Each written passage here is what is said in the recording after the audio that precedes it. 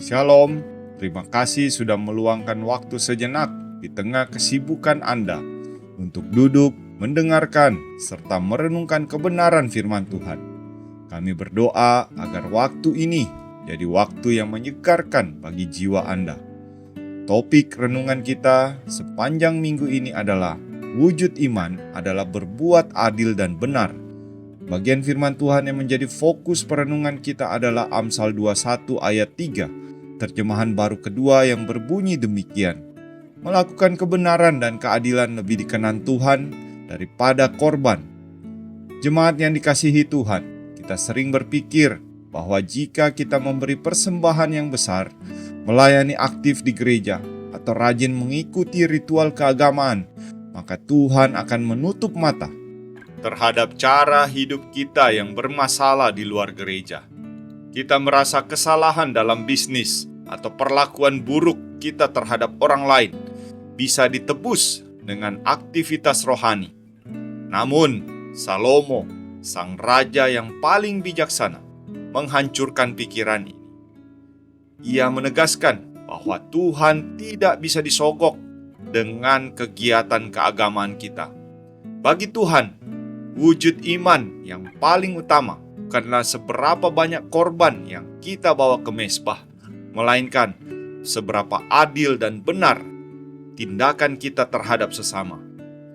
Ayat ini mempertandingkan dua hal, melakukan kebenaran dan keadilan versus mempersembahkan korban. Dalam konteks perjanjian lama, korban adalah pusat ibadah untuk pendamaian dan penyembahan. Namun Amsal menegaskan bahwa prioritas ilahi, yaitu hidup yang dilandaskan pada kebenaran firman Tuhan, lebih tinggi nilainya daripada kegiatan keagamaan. Melakukan kebenaran berarti hidup sesuai dengan standar moral Allah, sedangkan keadilan berbicara tentang tindakan sosial, seperti memastikan hak orang lain terpenuhi dan tidak ada yang ditindas. Tuhan menegaskan bahwa ibadah ritual mempersembahkan korban hanya akan diterima jika pelakunya sudah terlebih dahulu hidup dalam kebenaran dan keadilan. Tanpa integritas hidup, korban persembahan hanyalah formalitas kosong yang bahkan bisa menjadi sesuatu yang tidak diperkenan Tuhan. Oleh sebab itu, jangan pernah berpikir bahwa persepuluhan yang besar dapat menyucikan uang hasil kecurangan, korupsi, atau eksploitasi karyawan. Tuhan menghendaki sumber yang benar, bukan hanya jumlah yang besar. Jika Tuhan menempatkan kita sebagai seorang pemimpin atau orang tua, berbuat adil berarti tidak pilih kasih. Jangan memihak karena kedekatan emosional atau keuntungan pribadi. Putuskanlah segala sesuatu berdasarkan kebenaran, bukan pesanan atau suasana hati. Dan mari kita mengubah pola pikir kita.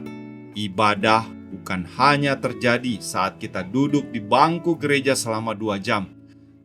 Saat kita menolak menyuap demi kelancaran proyek. Saat kita membayar utang tepat waktu. Saat kita membela teman yang difitnah. Itulah momen penyembahan yang sesungguhnya di mata Tuhan. Mari merenungkan sejenak.